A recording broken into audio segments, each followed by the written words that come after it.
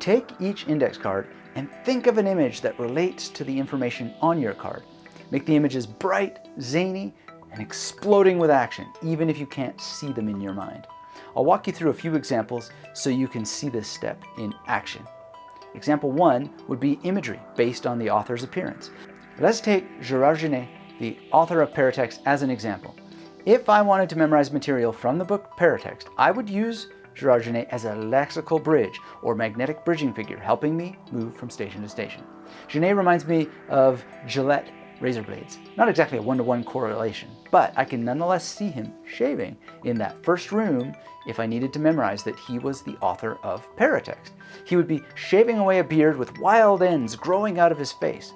For the context of Paratext, I could picture a pear bouncing up and down on a textbook, or a can of Parapaint splashing over a book. Example 2 would be imagery based on concepts from the index card. In this example, index card 2 says a text does not exist outside of the text itself. It may sound pretty obvious, but we don't often think about the fact that until someone comes along and reads the book, it essentially doesn't do anything. There are millions of books standing unread on bookshelves around the world that only exist when someone is reading them or talking about them. So our minds are kinds of texts, and when we read, the two texts intermingle.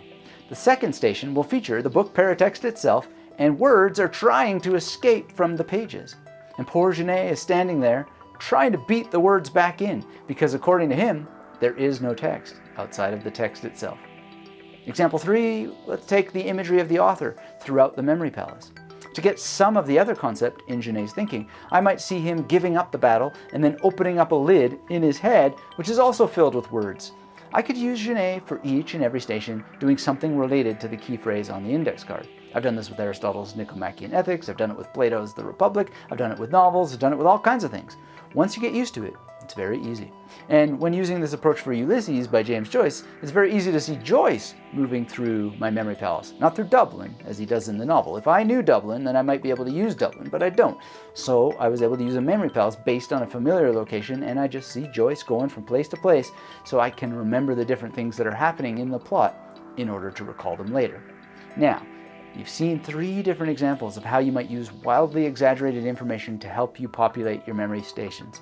Remember, these images should always be big, bright, colorful, and filled with lots of action. If you can't see images in your head, just imagine what it would be like if you could, and do it linguistically. Do it with some other sensation. And next, you'll assign each crazy image to its own station.